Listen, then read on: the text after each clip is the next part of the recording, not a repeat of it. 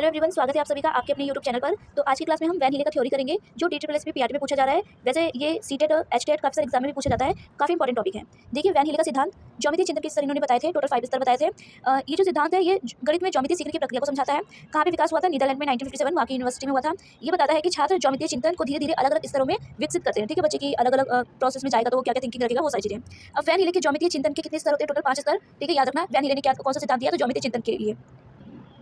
देखिए फर्स्ट स्तर इन्होंने बताया जिसको जीरो स्तर भी बोला जाता है। इसमें बताया गया कि जो विजुअलाइजेशन होता है, चाक्षुषीकरण, बच्चा आकृति को केवल दिखावट के आधार पर पहचानता है। ठीक है, सिर्फ देख के बता सकता है वो। जैसे कि गोल दिखने वाली वस्तु को वो वृत्त समझता है और चौकोर दिखने वाली चीज़ को क्या बोलेगा? वर्ग। ठीक है, तो बच्चा देख के बता पा रहा है कि शेप कैसी है, ये सारी चीज़ें। फिर जो स्तर 1 होता है उसमें विश्लेषण करेगा, एनालिसिस करेगा वो। इस स्तर पर बच्चा आकृतियों के गुणों को पहचानने लगता है। ठीक है, गुणों को कैसे पहचानेगा कि जो वर्ग है तो उसमें बताएगा कि भुजाएं जो चारों क्या है बराबर है, या अगर वो आयत है तो आयत क्यों है? क्योंकि उसकी आमने सामने की भुजाएं क्या है बराबर है। बच्चा पहले क्या था कि सिर्फ देख के बता पा रहा था, अब बच्चा इसके गुण को ही बताएगा कि ये क्यों आयत है, क्यों वर्ग है। ठीक है, अब देखिए सेकंड स्तर पे क्या है, इसमें अनौपचारिक निगमन की बात की गई है। अनौपचारिक निगमन मतलब क्या होता है कि छात्र विभिन्न आकृतियों के आपसी संबंध समझने लग जाएगा। ठीक है, जो रिलेशनशिप है दोनों के बीच, जैसे कि वर्ग हो गया, आयत हो गया, इन सब के बीच क्या है, जैसे बच्चा समझ पाएगा कि जो वर्ग होता है वो एक आयत भी होता है। ठीक है, समांतर चतुर्भुज की जो विशेषताएं, ये सब समझने लग जाएगा बच्चा। फिर उसके बाद थर्ड स्तर आएगा, उसमें बच्चा क्या करेगा? औपचारिक निगमन करेगा। औपचारिक निगमन में क्या है कि वो जो थ्योरीज होती हैं उसको सिद्ध करेगा। ठीक है, उदाहरण के लिए ज्योमेट्री के प्रमेयों को तार्किक चरणों में सिद्ध करना, प्रमेय, परिभाषा एवं सिद्धि का उपयोग करता है। धीरे धीरे स्टेप बाय उसका जो लेवल है वो बढ़ता जाता है।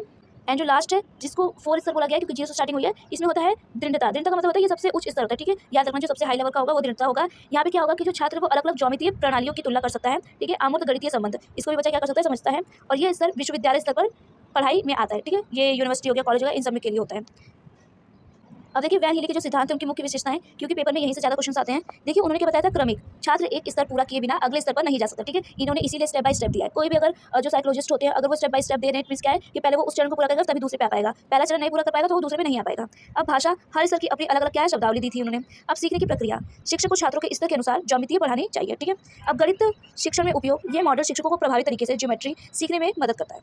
अब देखिए वैन हीले के कितने स्तर थे? जीरो पे क्या था? चाक्षुषीकरण, स्तर 1 विश्लेषण, स्तर 2 अनौपचारिक निगमन, स्तर 3 औपचारिक निगमन और फोर्थ में क्या था? दृढ़ता। ठीक है, अब इसमें 5 स्तर बताए गए थे। जीरो पे था क्या? विजुअलाइजेशन, जिसमें क्या है कि आकृतियों को केवल दिखावट से पहचानना। फिर 2 पे क्या था? 1 पे क्या था? विश्लेषण, जिसमें आकृति के गुण पहचानना। फिर 2 पे आएगा अनौपचारिक निगमन, जिसमें आकृति के भी संबंध बताता है। फिर औपचारिक निगमन, जिसमें प्रमेय सिद्ध करना। फिर दृढ़ता, अलग अलग ज्योमेट्रीय प्रणालियों की तुलना।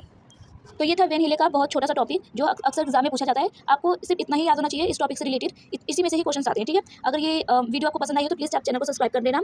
और अगर आपको किसी और टॉपिक से रिलेटेड वीडियो चाहिए तो आप हमें कमेंट करना, मैं उसके ऊपर वीडियो लेकर आऊँगी। बाकी मिलते हैं नेक्स्ट वीडियो में। Thank you so much.